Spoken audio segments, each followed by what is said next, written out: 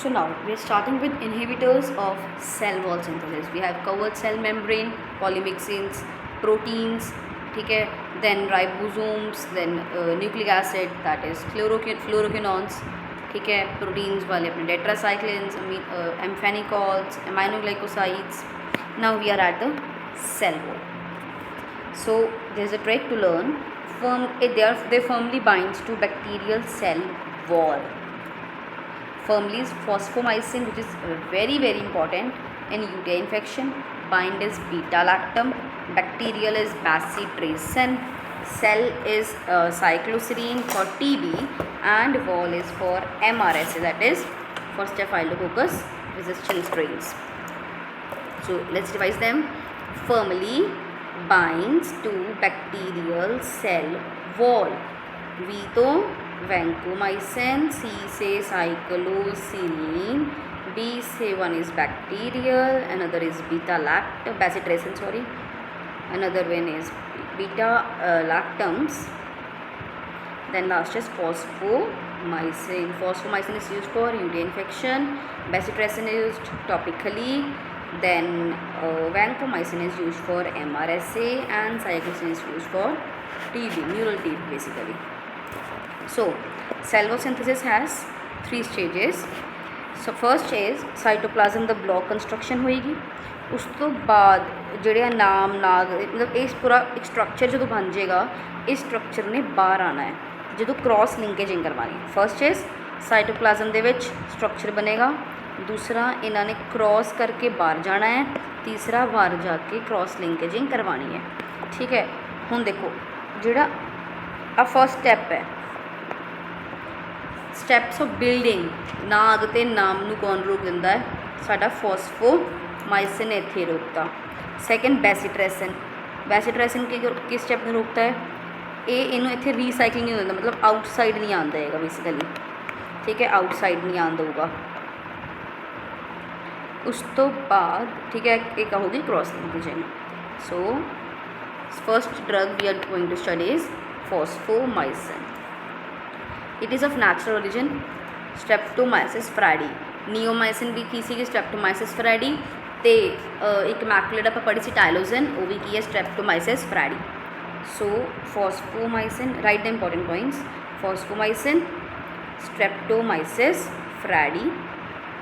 ठीक है, एक इनहिबिट कर दी है phosphoenol PEP enzyme, phosphoenol pyruvate, जो कि अपना cell wall synthesis, phosphoenol pyruvate transferase, जो कि सेल वॉल सिंथेसिस के फर्स्ट स्टैप में ही कर दिंदा है block. So it is a bactericidal cell wall inhibitor. Bactericidal cell wall inhibitor. ठीक है, होर चल रखना है जी ब्रॉड स्पैक्ट्रम है फॉर MRSA एंड ESBL, मतलब सारे तरह के बैक्टीरियाज वास्ते. ठीक है, UTI वास्ते आप यूज़ करते हैं. And it is limited primary to diarrhoea. The adverse effects basically diarrhoea है, और कुछ नहीं है. तो आप सिर्फ याद करना सीखो. One is streptomyces fradiae, inhibit the phosphoenol pyruvate transferase, that inhibits the first step, that is cell wall synthesis. It is a bactericidal cell wall synthesis inhibitor and used for UTI. Second drug we are starting is beta lactam antibiotics. Second class is beta lactam antibiotics. It contains food: penicillin, cephalosporin, carbapenems and monobactam. So starting with the history, the penicillin is serendipitous discovery. So मतलब अचानक discover होगी. Staphylococcus की study हो रही सी, उत्थे सानू growth दिखी. जो उसकी स्टडी की गई तो पेनिसिलिन निकली, पेनिसिलियम फंगस निकली सी. तो ये अलेक्जेंडर फ्लैमिंग ने करैक्टराइज किया बेसिकली, यही याद करना है. दैन पेनिसिलिन की ने पेनिसिलियम नोटेटम फंगस का नाम है. ठीक है, यदि एक्टिव मोइटी की है 6 APA. 6 APA means amino penicillanic acid. 6 amino penicillanic acid. ठीक है, 6 APA. अजकल पेनिसिलियम क्राइसोजेनम तो भी मिल जाती है. ठीक है, तो मेजर ਇਹਦਾ स्ट्रक्चर की है अपने को, एक बीटा लैक्टम रिंग है, तो एक्टिव मोइटी की है 6 APA. तो पेनिसिलिन आप बहुत ज़्यादा जो डिस्कवर हुई वर्ल्ड वार के काम आई, तो थैंक्स किया गया। चलो बेसिक स्ट्रक्चर की है। अब बीटा लैक्टम रिंग है, सब तो थायज़ोल रिंग है जो अटैच है बीटा लैक्टम नाल। बीटा लैक्टम की 6th पोजीशन ते आर ग्रुप है। आर ग्रुप ठीक है नाल लास्टिस एक्टिव मोइटी की है 6 अमीनो, 6वीं पोजीशन आई है 6 amino penicillanic acid. This is amino group. Structural activity relationship की गल करिए तो पेनिसिलिन सेंसिटिव है for light heat pH oxidisation सारे वास्ते ठीक है। मेन पेनिसिलिन की डिग्रेडेशन किवें हुंदी है वाया हाइड्रोलाइसिस हुंदी है। सिरिंज जदों आपां एक पेनिसिलिन दे नाल दूजी कोई ड्रग मिक्स करते हैं तो हाइड्रोलाइसिस हो जाती है तो पेनिसिलिन डिग्रेड कर जाती है ठीक है। सल्फोनामाइड्स का जो एक्वस सोल्यूशन है वो इनू इनएक्टिवेट कर दिंदा है ठीक है। एसिड गैस्ट्रिक एसिड इनू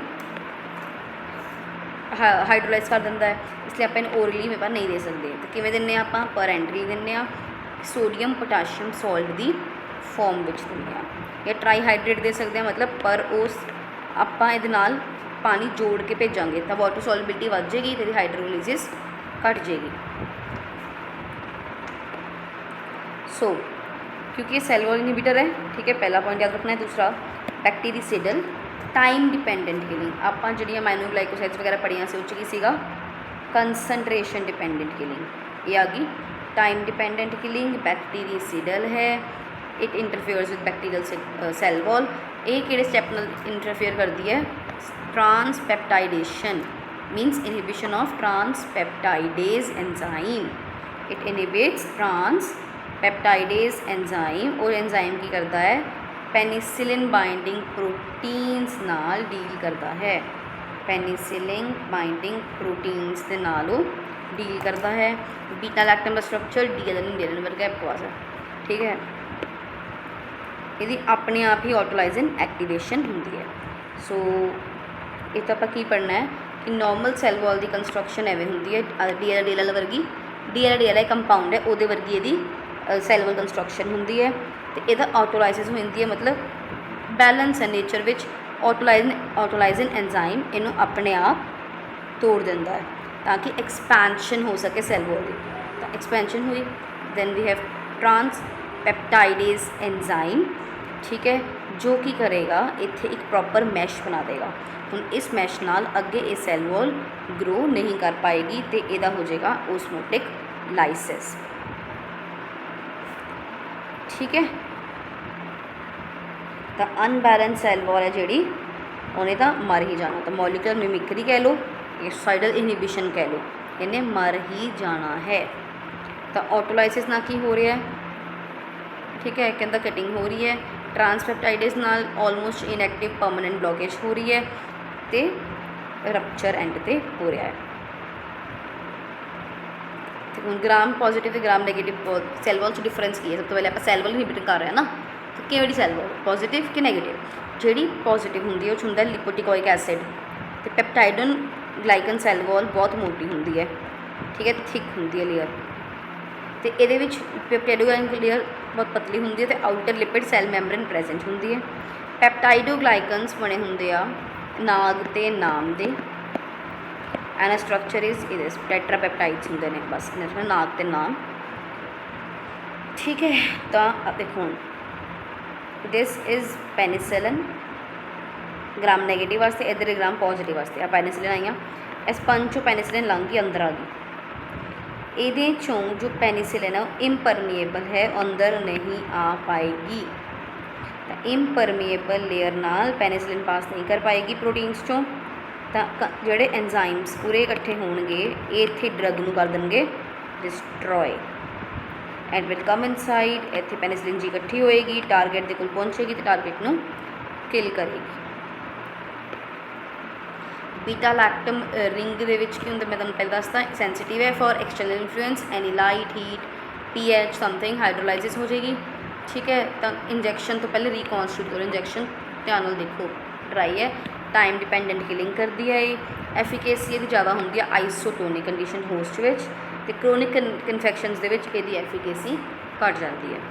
कोई भी तरह का पोस्ट एंटीबायोटिक इफेक्ट नहीं है। और कि होंगे post antibiotic effect aminoglycosides and tetracyclines दे विच हुंदा है। इहदी रेजिस्टेंस किवें आई देखो, सब तो पहले बैक्टीरिया की करता है, बीटा लैक्टमेज। आप सारे की पढ़ रहे हैं, आप बीटा लैक्टम ग्रुप पढ़ रहे हैं ना, तो बीटा लैक्टमेज की करता है, इनएक्टिवेशन कर देंगे बीटा लैक्टम रिंग दी। ठीक है, एक ये एंजाइम्स पेनिसिलिन ਲਈ स्पैसीफिक ज़्यादा ने, कुछ सैफलोस्पोरिन ਲਈ भी ने। ठीक है, तो एक आ हो गया बीटा लैक्टम रिंग इनएक्टिवेट कर दो। दूजा पेनिसिलिन बाइंडिंग प्रोटीन्स जो ट्रांसपेप्टाइडेज बनाता है, ठीक है, वो मोडिफिकेशन कर दो। ठीक है, तो उनकी बनेगा मिथिसिलिन रेजिस्टेंट स्टेफाइलोकोकस ऑरियस। ये अगेंस्ट सारे ही ने इनइफेक्टिव, इस स्ट्रेन वास्ते सारे इनइफेक्टिव ने। रिडक्शन ऑफ पेनिसिलिन की परमिबिलिटी घट जाएगी, या फिर वो एंटीबायोटिक इफ्लक्स मैकेनिज्म ही एक्टिवेट हो गया, बाहर निकलती ज़्यादा। ठीक है, तो आप अजे तक की गल किया पॉजिटिव तो नैगेटिव की फ़र्क है। पॉजिटिव दे विच सीधी वड़ जाती है, ग्राम नैगेटिव सैल वॉल दे विच वो नहीं जा पाती। इत्थे ग्राम पॉजिटिव पेनिसिलिन ने वड़ी जाना, तो पेनिसिलिनेस एंजाइम काम करता है, और ये पेनिसिलेस ते सैफलोस्पोरिनेस की करते हैं, एंटर तो होना नहीं उन्हें सैल वॉल च, तो बाहर ही उन्होंने किल कर देंगे ने। ठीक है, इत्थे कॉन्जुगेशन होंगी क्योंकि उन्हें अंदर तो जाने है ना किस तरीके नाल, इत्थे अपने आप चली जाती है। Inducible constitutive large quantity secretive, जो लार्ज क्वांटिटी चाहिए है, ये बहुत थोड़ी अपन क्वांटिटी चाहिए होंगी है। तो एंजाइम्स नाम याद रखने हैं, बीटा लैक्टमेज आप क्या ना हम एंजाइम इत्थे इनहिबिट कर देंगे। तो किहड़े दो एंजाइम्स ने, वन इज़ पेनिसिलिनेस, अदर इज सैफलोस्पोरिनेस। फिर ड्रग इंटरैक्शन प्रोबेनिसिड की करती होंगी है, पेनिसिलिन की ट्यूबुलर सिक्रीशन ब्लॉक कर देती है, जिससे पेनिसिलिन बहुत लंबे टाइम तक रही है, तो वही हाफ लाइफ ज़्यादा होंगी है। ठीक है, दूजा माइनोग्लाइकोसाइड्स नाल सिनर्जिस्टिक एक्टिविटी है यदी। ठीक है, सैलिसलेट्स, सल्फोनामाइड्स, फेनलबुटाजोन्स, ये पेनिसिलिन बाहर कढ़ देंगे ने प्लाज्मोडिन बाइंडिंग साइट तो मतलब मोर पेनिसिलिन इज़ फ्री, तो जिन्नी फ्री होएगी उन्ना ज़्यादा एक्शन करेगी। तो पेनिसिलिन का फेट की होंदा है, 75% ऑफ द ड्रग तो अनचेंज्ड बाहर चल जानी है रीनल ट्यूब्यूल दे विच, जिन्होंने आप किवें रोकना है प्रोबेनिसिड दे के, तो मेजर बाकी सारे निकल जानी है with the help of penicilloic acid.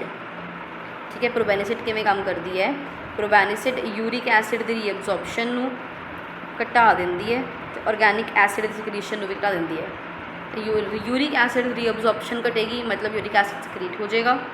ठीक है, ऑर्गैनिक एसिड सिक्रीशन भी घटानी है। देखो प्रॉक्सिमल सैल दे विच की होएगा, यही की करेगी ऑर्गैनिक एसिड सिक्रीशन वधा देगी, ਉਹਦੇ ਨਾਲ ਕੀ ਹੋਊਗਾ, ਪੈਨੀਸਿਲਿਨ ਸਿੱਧਾ ਇਹਨੂੰ ਆ ਸੈੱਲ ਨੂੰ ਪ੍ਰੋਕਸੀਮਲ ਸੈਲਸ ਨੂੰ क्रॉस करके ल्यूमन चल जाएगी।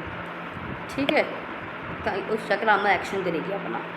नॉर्मली की होंदा है, ऑर्गैनिक अनायन सिद्धा जाता है यूरिन दे विच, ते DC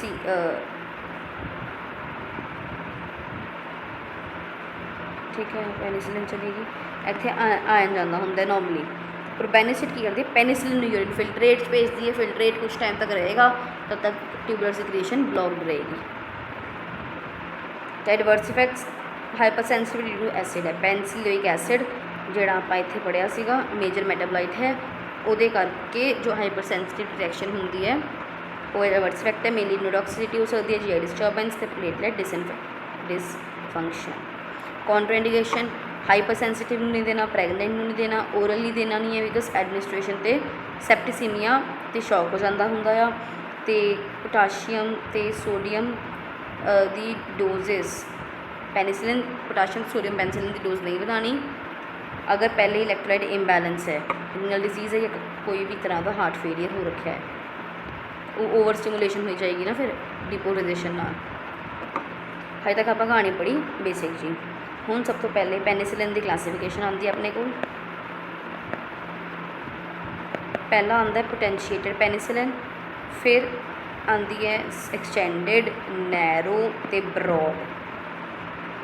ठीक है, सब तो पहले नैरो मतलब पी पेन जी है कि पेन वी है, मतलब पेनिसिलिन जी या पेनिसिलिन वी का मतलब होंगे ग्राम पॉजिटिव, तो जी तो उल्टा हो गया। ठीक है, तो ये एग्जाम्पल की बेंजोथायसिन प्रोकेन दिन्ने आप, मतलब एक ड्रग दिन्ने फॉर दैट, तो ये सॉल्स दिन्ने। ब्रॉड स्पैक्ट्रम ड्रग्स किहड़े ने, एम्पीसिलिन, अमोक्सीसिलिन। एक्सटेंडेड चाहती है पिप्रासिलिन, एजोलिसिलिन, पिप्रासिलिन याद रखना बस।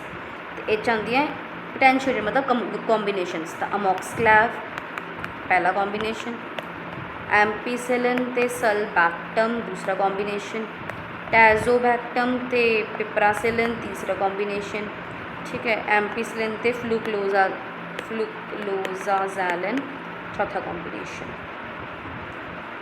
ठीक है।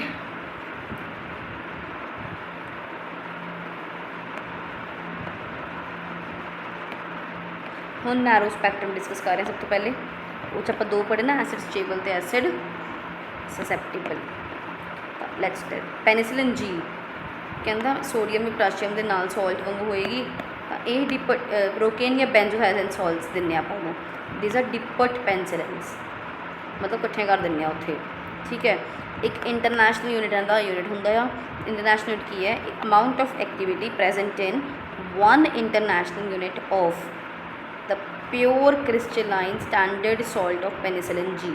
पेनिसिलिन जी दे एक इंटरनेशनल यूनिट की किड्डी एक्टिविटी है, वो इतों आपां नूं उहदी पोटेंसी पता लगती है, ठीक है। तो 1 international is equals to 0.6 micrograms of penicillin G, तो 1 मिलीग्राम सोडियम सॉल्ट के बराबर होंगे 1667 यूनिट्स ये IU, ठीक है। इसने करना है तो ये ग्राम पॉजिटिव एनरोब्स के अगेंस्ट काम करती है।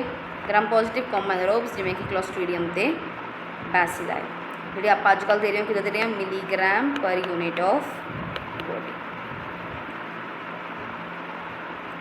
फिर पेनिसिलिन जी ते पेनिसिलिन बी। पेनिसिलिन बी की है सॉल्ट्स, पेनिसिलिन जी है बेंजोथायसिन ते प्रोकेन वगैरह, ठीक है।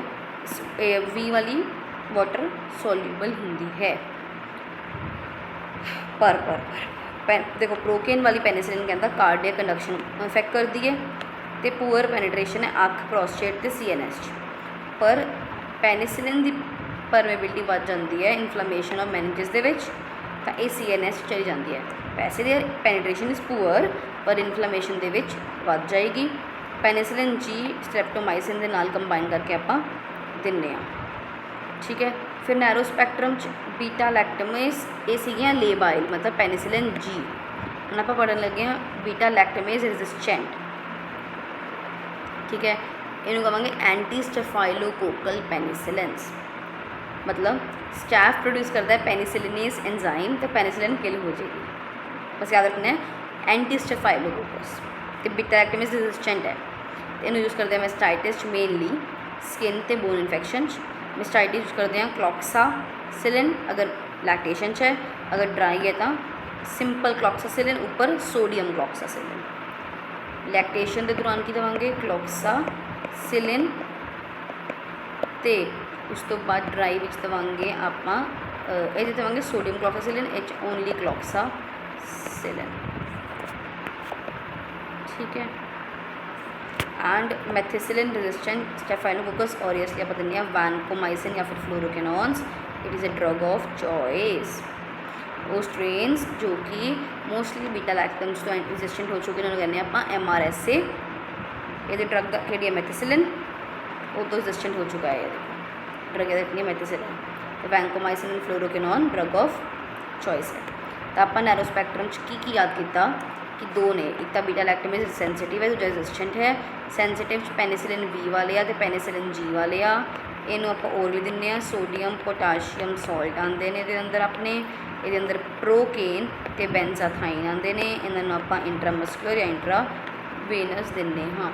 रेजिस्टेंट चल रहा आप एंटी स्टेफाइलोकोकल पेनिसिलिन कहने, they could be stable and labile. जी मेथिसिलिन ते क्लॉक्सासिलिन है, क्लॉक्सासिलिन आप दिन्ने ड्राई मेस्टाइटिस दे विच, ते मेथिसिलिन या फिर सोडियम क्लॉक्सा आप दे देंगे होंगे हाँ लैक्टेशन मेस्टाइटिस दे विच।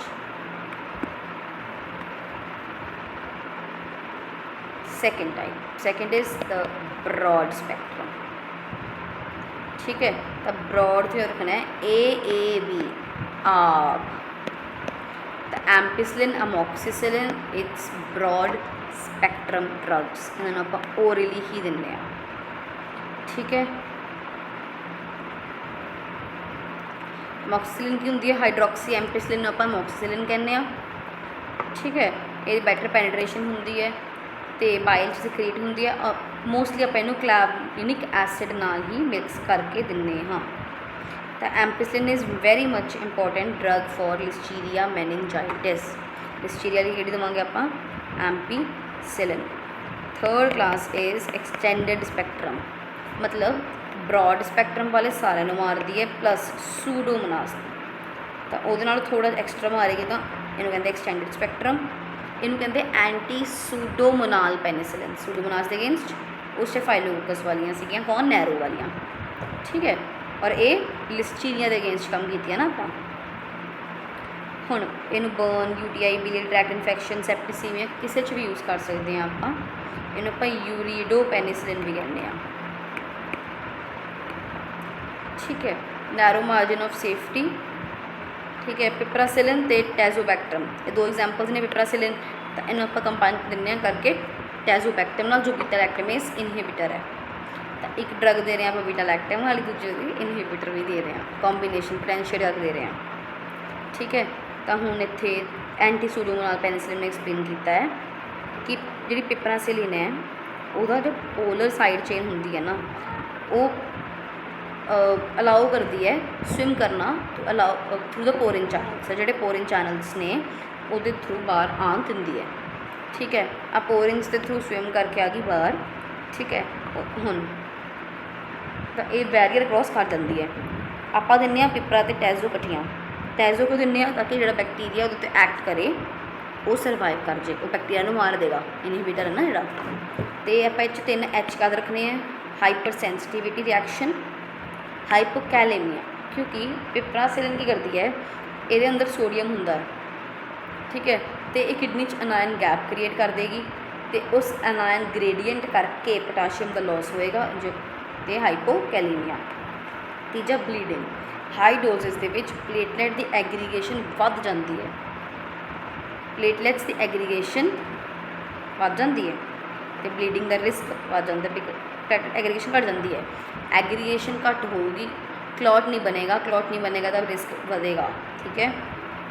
तो थ्रोम्बोसाइटोपीनिया, तो पोरिन का साइज़ वेरी स्मॉल होंदा है, एंटीबायोटिक्स एंटर नहीं कर सकदियाँ, तो अगर इफ्लक्स पंप के थ्रू एंटीबायोटिक एंटर कर गई तो बैक्टीरिया उन्होंने पंप करके बाहर कढ़ देगा, ठीक है। नहीं कढ़ पाएगा, रेजिस्टेंस होगी, फिर एंजाइम है जोड़ा break the beta lactam antibody, उत्थे ड्रग डिस्ट्रक्शन हो जाएगी। हुण एंटी सूडोमोनाल वाली ब्लीडिंग क्यों करदियां ने? तो देखो नॉर्मल प्लेटलेट का फंक्शन होंदा है क्लॉट बनाना, ये की होंदा है मॉलिक्यूलर चेंज होया, तो जो negative part of the drug सीगा वो इंटरफेयर करता है प्लेटलैट की मैंबरेन नाल। हुण प्लेटलैट्स ऐदा क्लॉट बना नहीं देगा, ठीक है। तो यदा हाई रिस्क होंदा है कि क्योंकि ब्लीडिंग हो ही जा रही है तो किडनीज खराब हो जाएंगियां।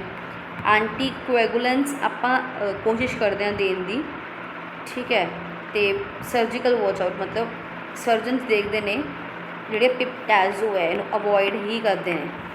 अगर तुहानूं लगता है कि पोस्ट ऑपरेशन ब्लीडिंग रिस्क है बढ़ सकता है तो सर्जनस इनू नहीं देते। ब्लीडिंग टाइम में बहुत घटा देंदी है। Platelets are present but they are fail to aggregate and high doses आपां नूं देना पैंदा है। फोर्थ आ गया पोटेंशिएटेड पेनिसिलिन, जिवें जो आप एग्जाम्पल पढ़ी सी पिपरासिलिन है ना, ये आप कॉम्बीनेशन देने बेसिकली। तो ये आप की देने एक ब्रॉड स्पैक्ट्रम एंटीबायोटिक प्लस एक बीटा लैक्टेमेज इनहिबिटर, जिमें ये सारियां की ने ब्रॉड स्पैक्ट्रम, तो आ तीनों की ने बीटा लैक्टेमेज इनहिबिटर्स, मॉक्सक्लैव, एम्पीसेल्वैक्टम तो पिपटैस, ठीक है। फिर बीटा लैक्टेमेज इनहिबिटर बारे पढ़ रहे हैं, यदि कोई एंटी बैक्टीरियल एक्टिविटी है, बैक्टीरिया के खिलाफ कोई काम नहीं करता।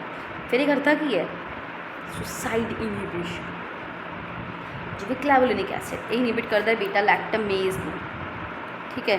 मतलब ये बीटा लैक्टमेज नाल बाइंड कर जाएगा, वह कॉम्पलैक्स बन जाएगा, ठीक है। हम तरीका है कि टैंपरेरी इनहिबिशन कर लो, दूजा है कि रिवर्सिबल इनहिबिशन कर लो, ठीक है। हम जो बीटा लैक्टमेज नाल क्लैवुलिनिक एसिड बाइंड कर गया, ठीक है, अगे बैक्टीरिया अपना एक्शन कॉज नहीं कर पाएगा, इसलिए ब्रॉड स्पैक्ट्रम जिदा पिपरासिलिन हो गया।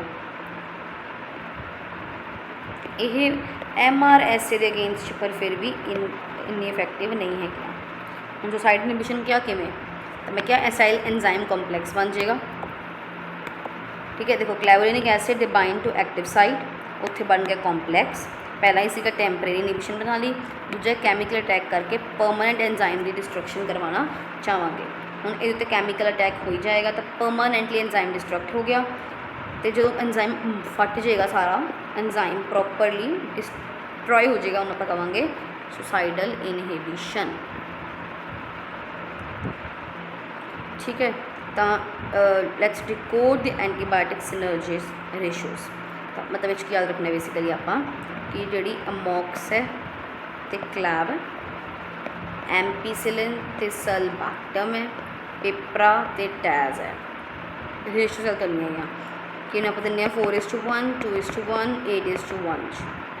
तो अगर आप सीधे करिए AS this, AP AS AC तो PT AS AC PT 2:1, 4:1, 8:1। ठीक है, देखो मतलब कि अगर आप एमोक्सिसिलिन 500 मिलीग्राम है तो क्लैवोलिनिक एसिड कितना होएगा, वह चौथा हिस्सा यानी कि 125 मिलीग्राम्स।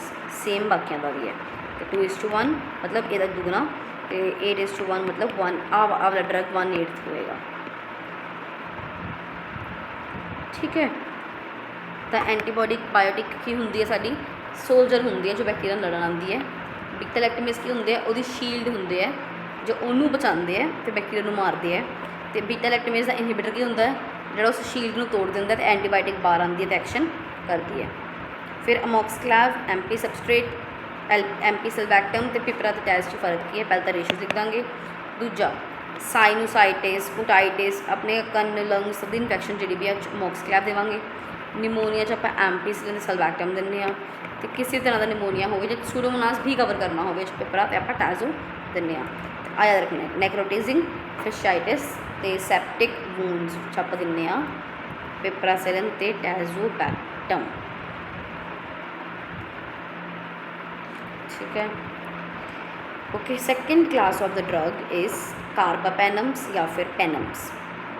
ये 5 मैंबर रिंग होंदियां ने प्लस बीटा लैक्टम रिंग, एक बीटा लैक्टम रिंग नाल 5 member ring.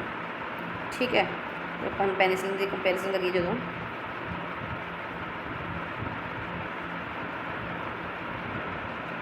It is a 5 member ring, thiazolidine ring.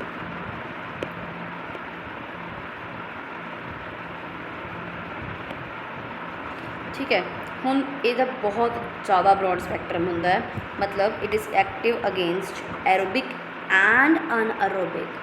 तो ये सैप्सिस दे विच बेस्ट ड्रग मनी गई है। पिपटाज यूज़ करते हैं आप, पेपरा टैजोबैक्टम, सैप्टिक वूंड्स से नेक्रोटाइजिंग फिशाइटिस इन्हों भी यूज़ करते हैं अगर बहुत कॉम्प्लिकेटेड इन्फेक्शन है तो। ठीक है, एक ही करती है ये ज़्यादा बैक्टीरियासिडल है, सेफलोस्पोरिन तो भी ज़्यादा। Cephalosporin the strongest drugs, very hard very मतलब पोटेंट ड्रग्स।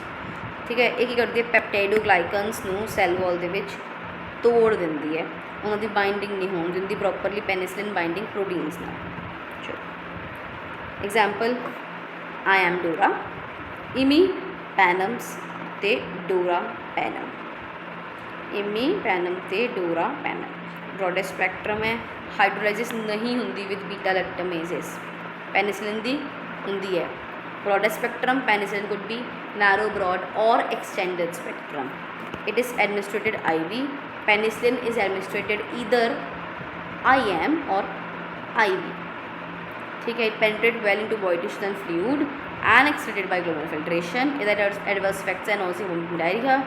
अगर हाई लेवल ऑफ इमीपेनम है तो बहुत सारे सीजर्स आउणगे that will leads to Gauba inhibition, had injury होगी। हुण आपां एक कॉम्बीनेशन दिंदे आ इमीपेनम सिलास्टेटम, वेरी वेरी इंपॉर्टेंट।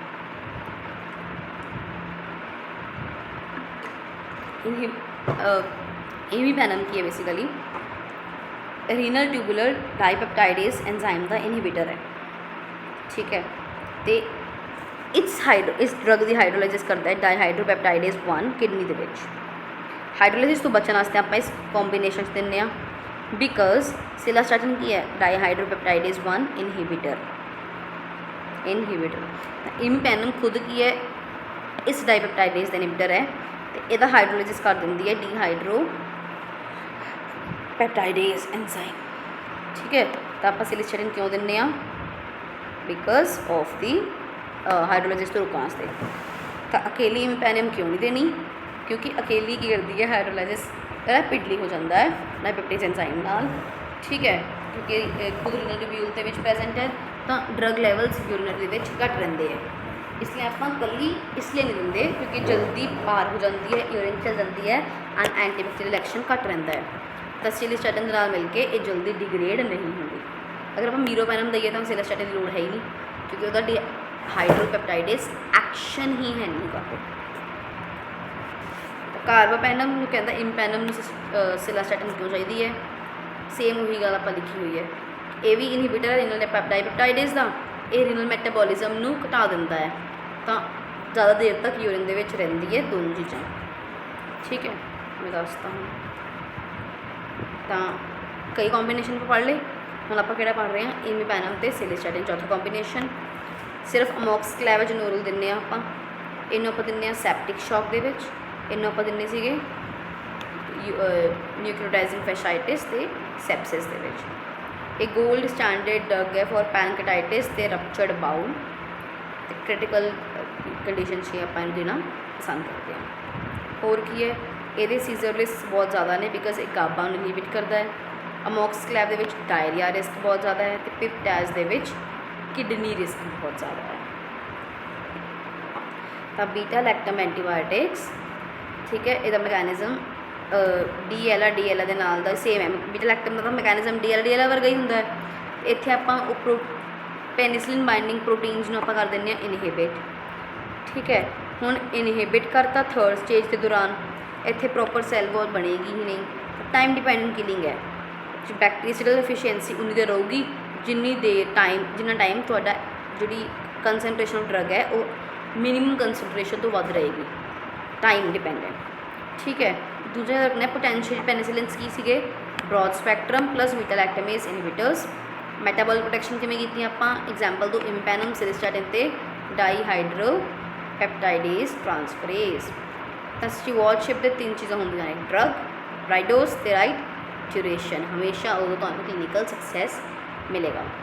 तो पेनिसिलिन का उल्टा इज प्रोवेनिसिड। पेनिसिलिन नूं अगर आप बचाना है तो बीटा लैक्टमेज इनहिबिटर दे दो फॉर लॉन्ग इफेक्ट। इमिपेनम के नाल आप सिलिस्टेटिन दिंदे फॉर इनक्रीज्ड इफेक्ट। ठीक है, next is cephalosporin and penicillin का डिफरेंस। सेफलोस्पोरिन आप नैक्सट पढ़ांगे। हुण ये पेनिसिलिन न्यूटेटम चों आंदी है, इट इज़ सेफलोस्पोरियम एक्रीमोनियम। सेफलोस्पोरियम एक्रीमोनियम। ठीक है, ਉਹਦਾ बेसिक न्यूक्लियस की सीगा 6 अमीनो पेनिसिलिनिक एसिड। ठीक है, आपा ਇਹਦਾ है 6-7 अमीनो सेफलोस्पोरानिक एसिड ACA। आका एक सीगा आपा। Cephalosporin the cephalosporinic acid. ठीक है, they are the less stable one, they are more stable, and the distribution is limited and equally use होंगे ने ह्यूमन वगैरह दे विच। ये वाइडली डिस्ट्रीब्यूटेड ने, इन्हां ह्यूमन प्रिपरेशन है ने, पर सेफ्टी ऑफ फर ते सेफ्टी ऑफ क्यूनोम ये एनिमल वास्ते ने स्पैशल। तो क्लासीफिकेशन आप करते हैं स्पैक्ट्रम बेसिस ते ब्रॉड नैरो ये वो। बीटा लैक्टमेज बेसिस ते सेंसिटिव है, ससैप्टिबल है कि रेजिस्टेंट है उदा। तो ये 5 जनरेशन के बेसिस से आप क्लासीफिकेशन करते हैं। First difference scientific name penicillin notatum, cephalosporium acremonium. Second basic nucleus 6 amino penicillanic acid, 7 amino cephalosporanic acid. Penicillin less stable होंगी है, पेनिसिलिन की डिस्ट्रीब्यूशन घट होंगी है, पेनिसिलिन इक्वली ह्यूमन यूज होंगी है। तो पेनिसिलिन की classification is based upon the spectrum and beta lactamase sensitivity ते सेफलोस्पोरिन की क्लासीफिकेशन होती है एज पर द जनरेशनस 1 तो 5।